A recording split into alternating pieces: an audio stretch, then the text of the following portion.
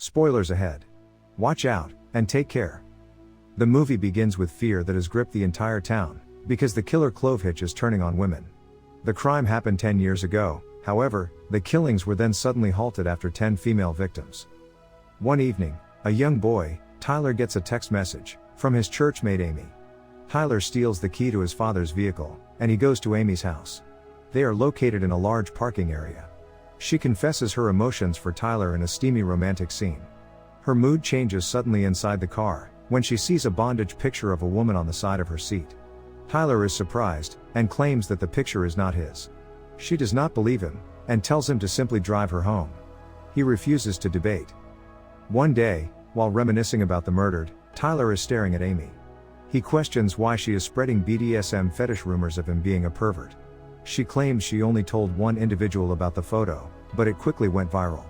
He informs her that it was not his photograph, and asks her to reveal the truth, but she simply walks away. He believes the photo belongs to his father, Don Burnside, and waits for his family to depart. He discovers a box containing photos of naked and bound women, and recognizes Nora, one of Clovehitch's victims.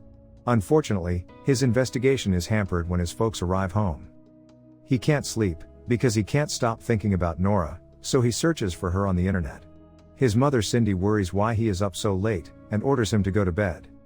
His father approaches him the next morning, about stealing the truck. He doesn't want Tyler to wind up like his uncle Rudy, and advises him to be cautious the next time.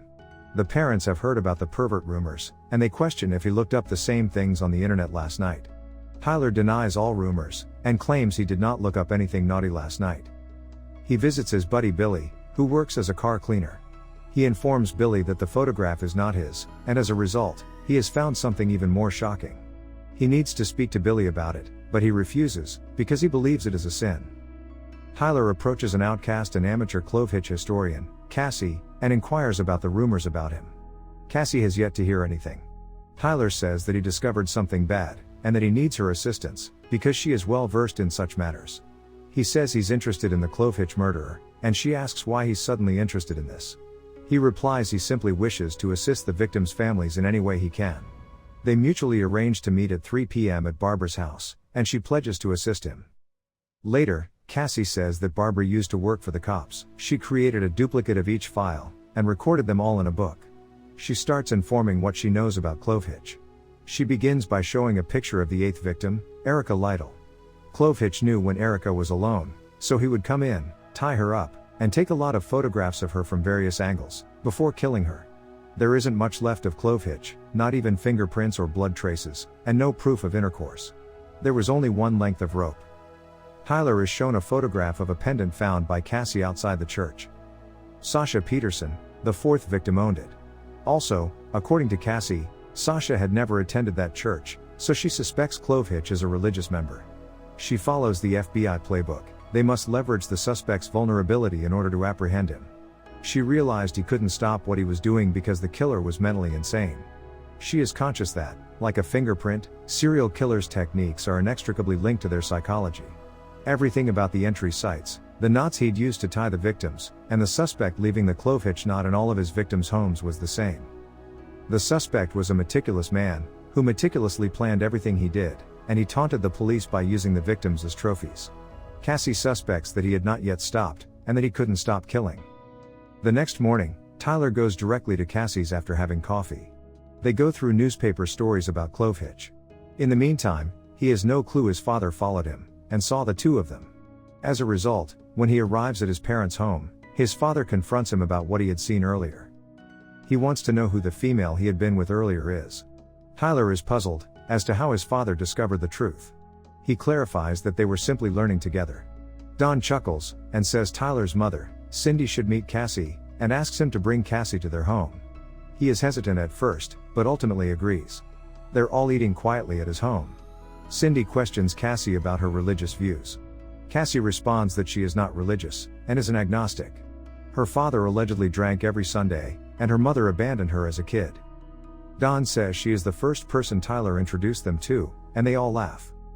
On the way home, Tyler apologizes to Cassie for what happened during their discussion at the house. He believes his father is the Clovehitch murderer. He says that it's because of photos he found among his father's belongings. He talks about heading to his father's shed, and finding the stuff. What he remembers is a photograph of Nora Devlin, with the words Lucky's favorite scrawled on it. Cassie, on the other hand, is adamant that Don cannot be the Clovehitch purely based on the photos. So she tells him to take her home, and asks him jokingly if he was intending on kissing her. She later appears outside his window. She couldn't sleep, because the name Lucky hadn't left her thoughts since Tyler had mentioned it. She reveals that when she went to see Barbara, she told her everything, which upset Barbara, but she found out something. A letter was discovered in the mailbox of the fifth victim, a week before she was killed. What's more suspicious is that what was written in it corresponds to the note Tyler found on Nora's photograph. They go to Don's shed to search for the box, but it's no longer there. They wonder if Don has any suspicions. Cassie delves beneath the floor, and discovers a blueprint. She takes a picture of it, and wonders if it's Don's handwriting, but Tyler isn't sure. She instructs him to meet her at Barbara's early the next day. He later goes into the crawl space beneath their home. He notices a foul stench inside. He turns on the light, and goes to work, looking for the items neatly placed in the boxes. After seeing driver's licenses and pictures of women tied up, he is terrified. He slept poorly that night, so his father wakes him up, and informs him they're going camping in the woods. He isn't feeling well, but his father forces him to go. Don cleans his gun once they're in the forests. Tyler is asked if he informed anyone about what he witnessed in the shed and crawl space. Don informs Tyler that what he did was extremely disrespectful, because it was his private space, into which no one is permitted.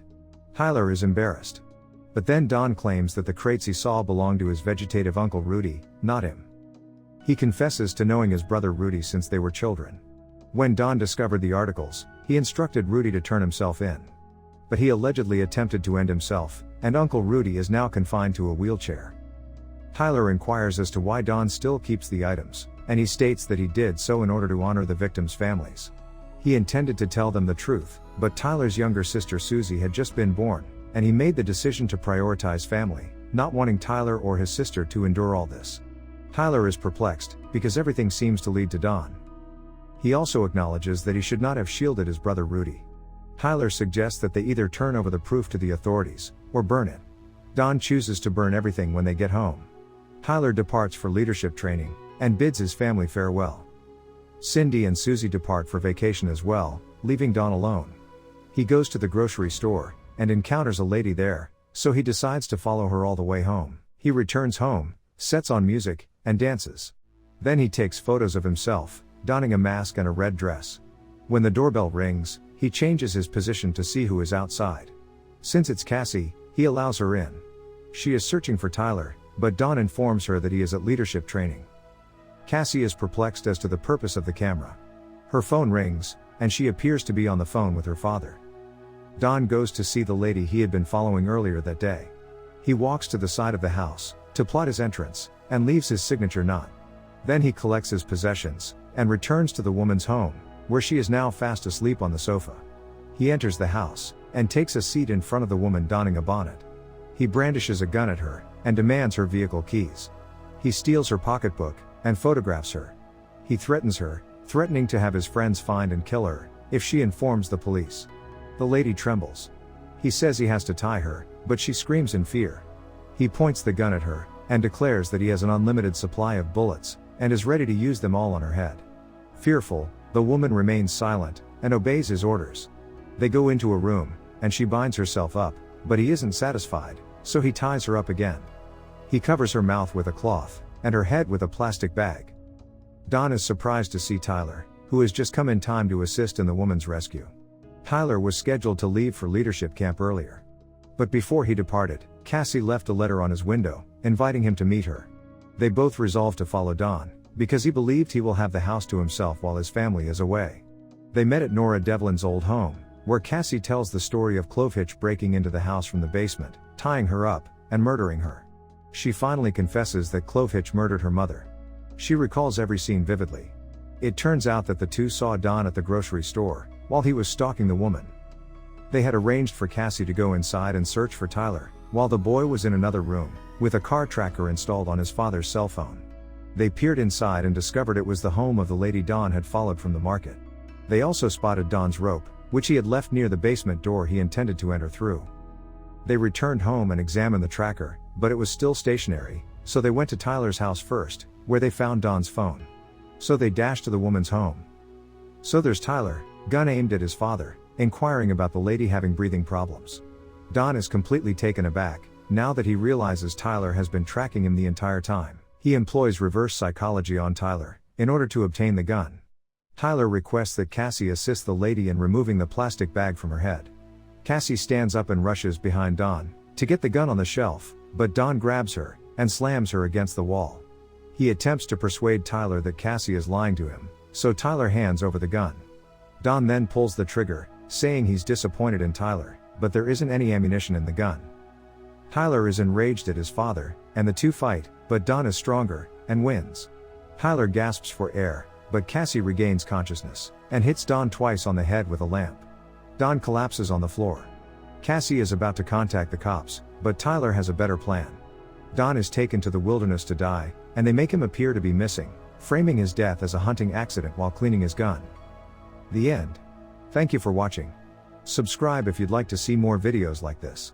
Turn on the notifications, and leave a like to help the channel out.